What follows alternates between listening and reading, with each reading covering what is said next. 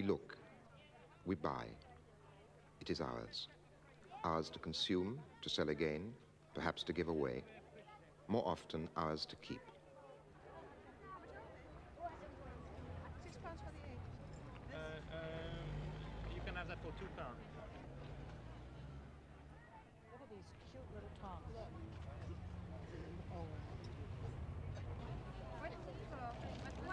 Tea. Tea caddy. Because they had many types of Chinese that put them in rows. We look, we buy, and we collect valuable objects. But the most valuable object of all has become the oil painting. Very, very small one. The last one, that's a larger one. £26. Oil paintings often depict things which in reality are buyable. To paint a thing and put it on a canvas is not unlike buying it and putting it in your house. I bought it this morning.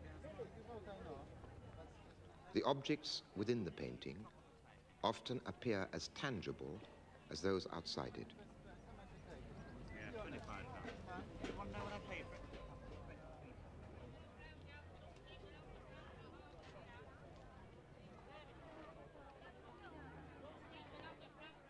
If you buy a painting, you buy also the look of the thing it represents.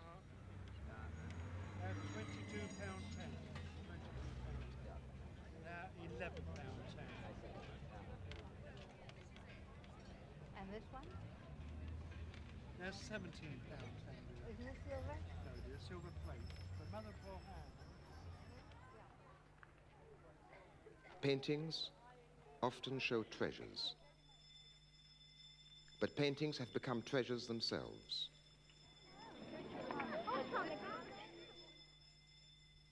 Art galleries are like palaces, but they are also like banks.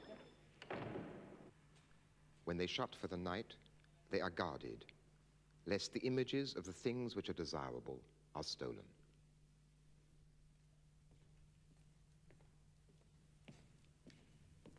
The value of paintings has become mysterious. Where, we ask ourselves, does this value come from?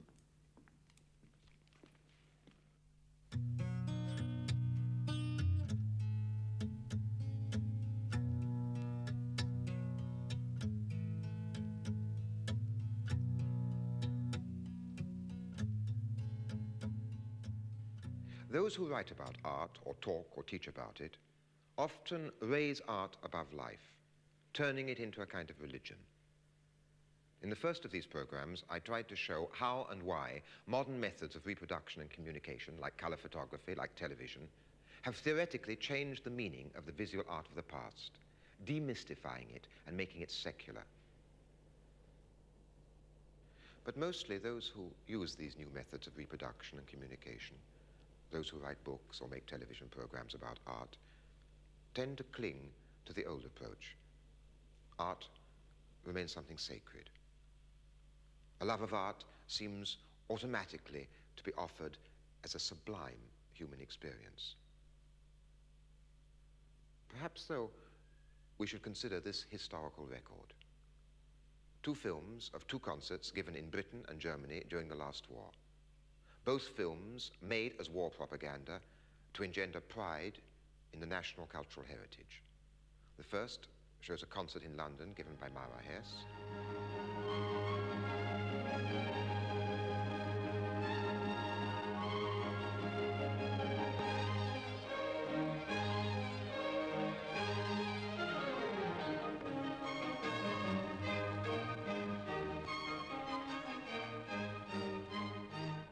The second shows a concert in Berlin by Furtwängler.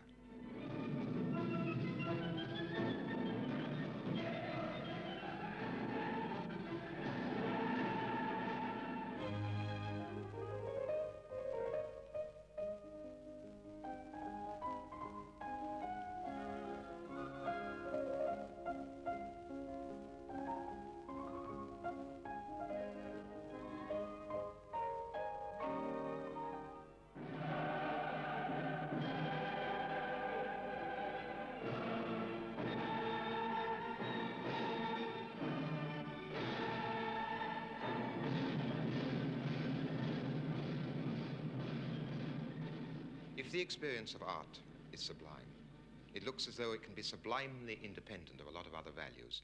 So perhaps we should be somewhat wary of a love of art. You cannot explain anything in history, not even in art history, by a love of art. Let us look at a painting whose subject is an art lover. This picture, which shows a 17th century patron surrounded by his collection, tells us more about Europe and painting from the Renaissance onwards than hundreds of art books or essays on aesthetics. What does it show? The sort of man for whom painters painted their paintings. What are these paintings? Before they're anything else, they are objects which can be bought and owned.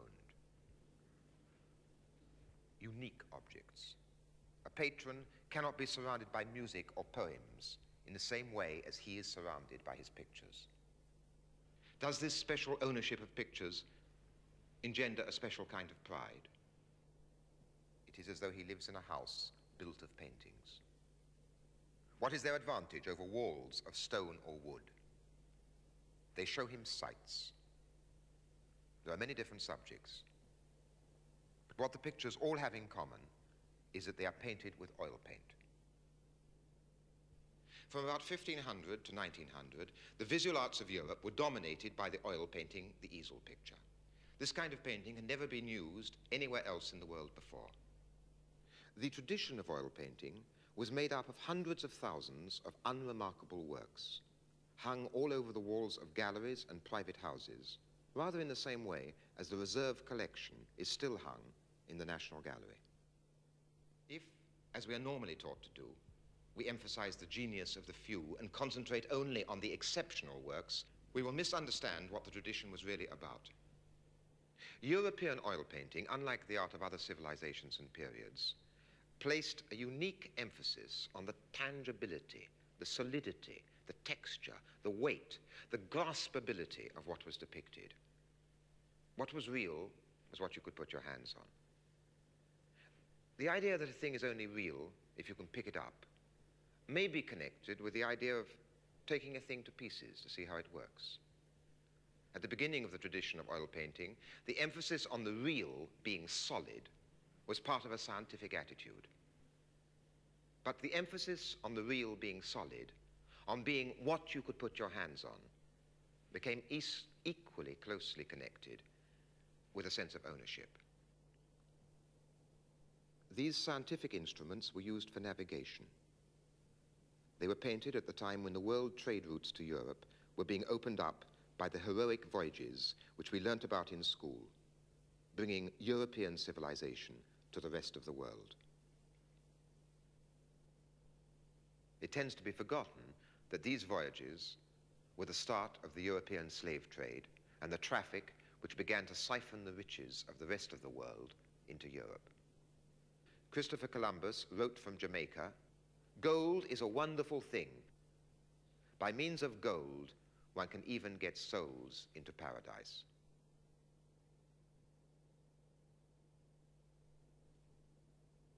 In 1519, Magellan set out to sail round the world. He and an astronomer friend with whom he had planned the voyage were to keep 20% of the profits made and the right to run the government of any land they discovered and conquered. This globe charts Magellan's voyage round the world. Beside it is a book of arithmetic, a hymn book, and a lute. To conquer a land, it was always necessary to convert it to Christianity. The picture was painted in 1533 by Holbein. It shows two French diplomats in London. The picture is about science, about navigation, about diplomacy, about power. But in the way that it has been painted, in the way that it has been seen, what is it most about?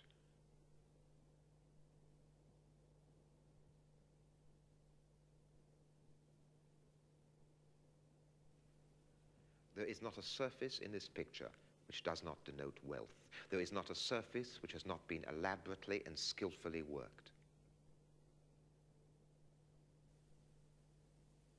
Except for their faces and hands, every square inch of the canvas has been gone over numerous times by weavers, embroiderers, carpet makers, mosaic makers, leather workers, furriers, jewelers, and last of all, by Holbein the painter. They are two men convinced that the world is there to furnish their residence in it. The seafaring instruments have been placed on an eastern carpet. Without the first, the second would not be there. Implicit in the rise of European Christian culture was the destruction of other cultures. But the Europeans saw it differently. They believed that their civilization was in all respects more advanced than any other. The African kneels to hold up an oil painting to his master. The painting he is holding depicts the castle above one of the principal centers of the West African slave trade. Many works of art in other cultures and periods have celebrated wealth and power. Gods, princes, and dynasties were worshipped. But these works were static, ritualistic, hierarchic, symbolic. They celebrated a social or divine order.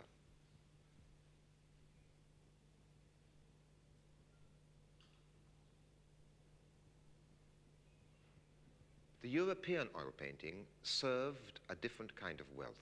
It glorified not a static order of things, but the ability to buy and furnish and to own. Before the invention of oil painting, medieval European painters often used gold leaf in their pictures. Afterwards, gold disappeared from their paintings and was only used for their frames. But sometimes the paintings themselves were simple demonstrations of what gold, of what money could buy. A certain kind of oil painting celebrated merchandise in a way that had never happened before in the history of art. Merchandise became the actual principal subject of these works. Eating is a pleasure, but these paintings cannot be eaten. They are a demonstration of something else. First of all, of the artist's virtuosity. Secondly, of the owner's wealth.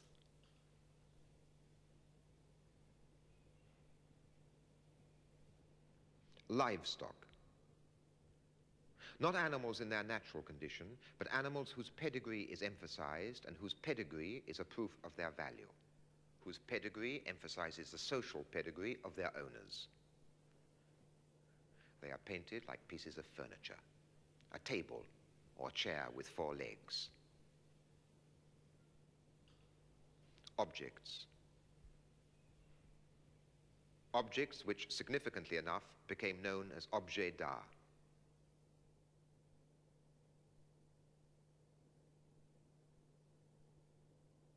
Houses. Buildings not considered as ideal works of architecture, as in the work of some of the earlier Renaissance artists, but buildings considered as landed property.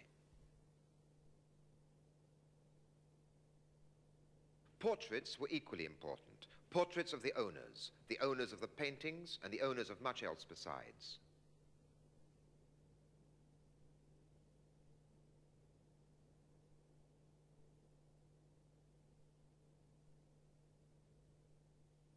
These paintings did not directly celebrate what was buyable. They were records of the confidence of those to whom ownership brought confidence. Those who could buy banquets, horses, bulls, houses, hung on their walls generations of portraits, painted to celebrate a continuity of power and worthiness. There were hundreds of thousands of such portraits, but those they depicted represented an exceedingly small fraction of the population. The poor have neither annals nor portraits. Their lives are unrecorded. But again, the style with which the average portrait was painted reveals something about the basis of this confidence and of this so-called dignity of the sitter.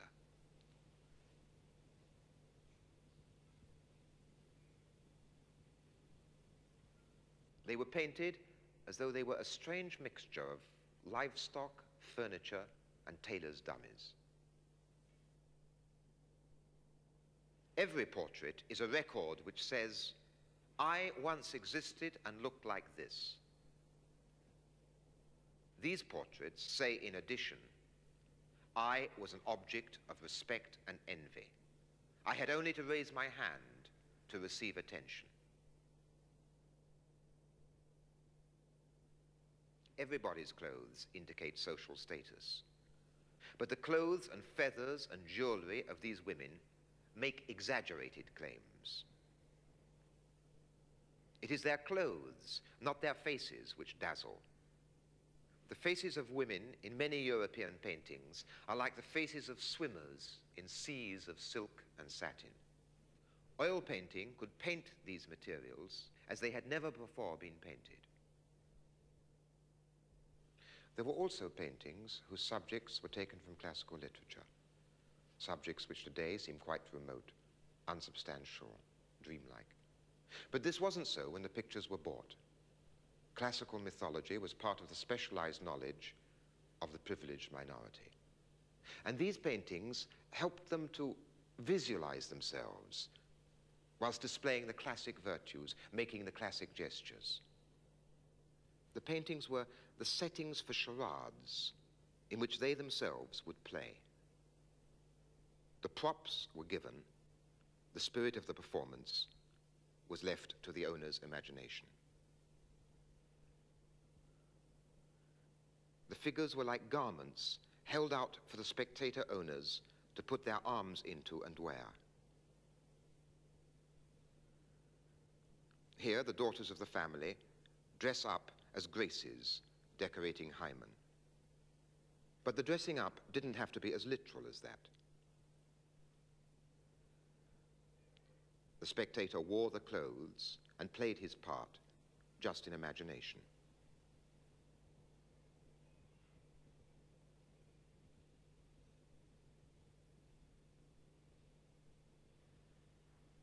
Who would you guess she was meant to represent? Different painters see her differently. But do these paintings have anything in common?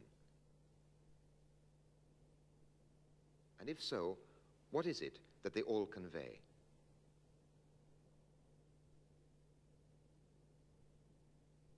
These pictures are all from the National Gallery and are all of Mary Magdalene. The point of the original story is that a prostitute so loves Christ that she repents of her past and comes to accept the mortality of flesh and the immortality of the soul. In each case, the way the picture is painted contradicts the essence of the story. The method of painting, the way of seeing, can only envisage her as being, before everything else, takeable. The hypocrisy is sexual. The title suggests sacred love. The painting, with title as alibi, speaks of profane love. Alternatively, she is simply a well-dressed, eligible young woman. The tangibility of her wardrobe, the elegance of her presence is all. It's a portrait that might have been painted of her for her future husband on the occasion of their betrothal. What I'm saying applies least of all to landscape painting, or to the great late masters of landscape painting like Constable or Turner or Monet. But even there, in the development of landscape painting, the faculty of oil painting to celebrate property did play a certain role. This is what Sir Kenneth Clark says about Gainsborough. At the very beginning of his career, his pleasure in what he saw inspired him to put into his pictures backgrounds as sensitively observed as the cornfield in which are seated Mr. and Mrs. Andrews. This enchanting work is painted with such love and mastery that we should have expected Gainsborough to go further in the same direction.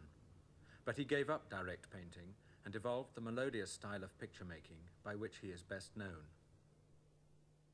Now look at it another way, the way I would use it for my argument.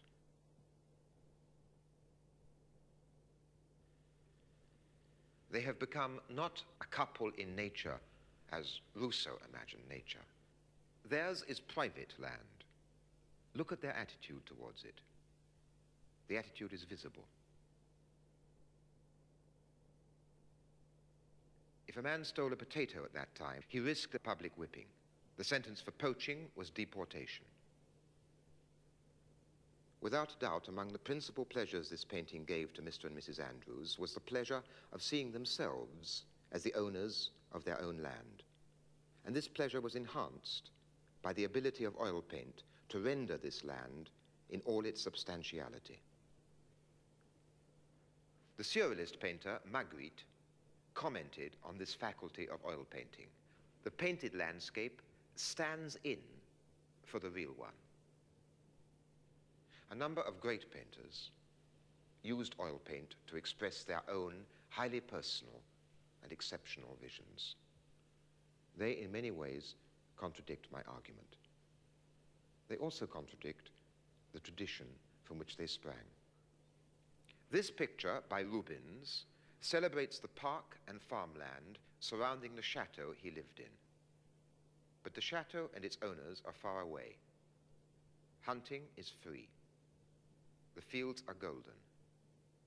The landscape is like a counterpane on a bed. It is a painting which goes beyond its traditional category. It is not a painting about a castle and its lands. On the contrary, it shows a world without scarcity, a world of plenty, a world, that is, which contradicts the entire history of private property.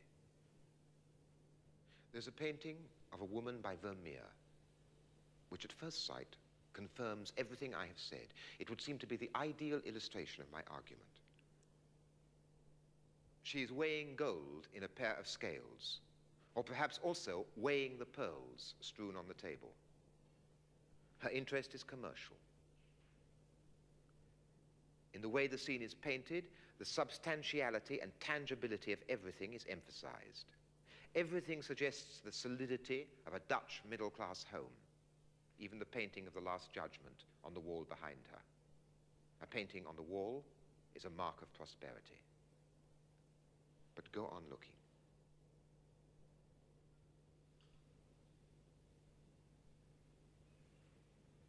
Gradually, the painting becomes more mysterious, less easily explainable in my terms.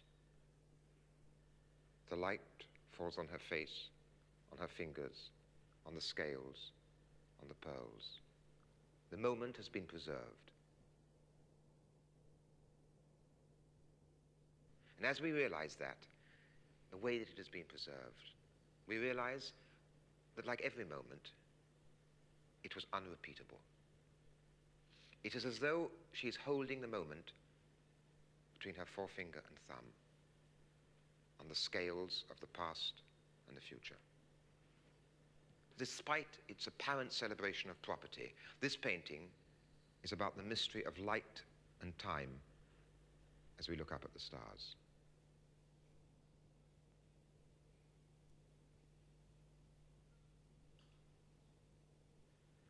Not for one moment would I deny or belittle the significance and achievement of paintings like these. But we should not confuse these exceptional paintings, and everything in the museums, everything said by art experts, encourages this confusion. We should not confuse such exceptional works with the purpose and significance of the general tradition. Let me show the difference again, this time at the highest level. Two self-portraits by Rembrandt. One when he was young, one when he was old. But the difference between them isn't just a question of how age changes a man's character. In the first painting, Rembrandt used the style and methods of the tradition for their traditional purposes, as an advertisement for the owner's good fortune, prestige, and wealth. In the later painting, he has turned the tradition against itself. All has gone, except a sense of the question of existence as a question.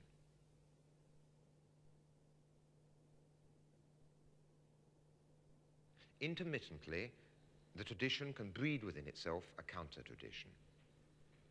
But the basic values of the tradition win in the end. This painting now has a fabulous price on its head, perhaps £3 million. It has itself become a fabulous object of property. Of course, a lot more can be said about European oil painting than I have said. Yet what I have tried to show is a fundamental part of the truth which is usually ignored. We study other cultures far away as anthropology. That's to say, we study them from the outside. We don't judge them purely according to their own explanations of themselves. Now, if we look at the culture of the European oil painting in the same spirit, leaving aside its own claims for itself, I believe we will find that oil painting was, before everything else, a medium which celebrated private possessions.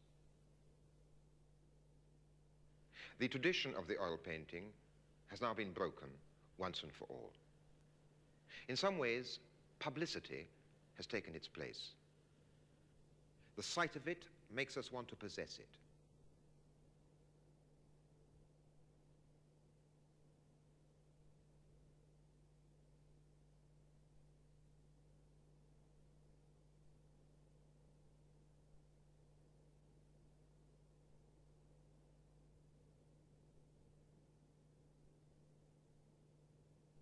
And publicity is the subject of our program next week.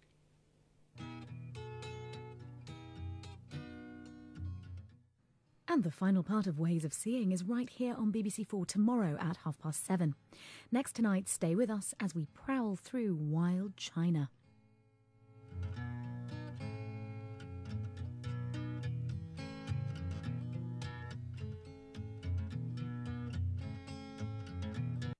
One.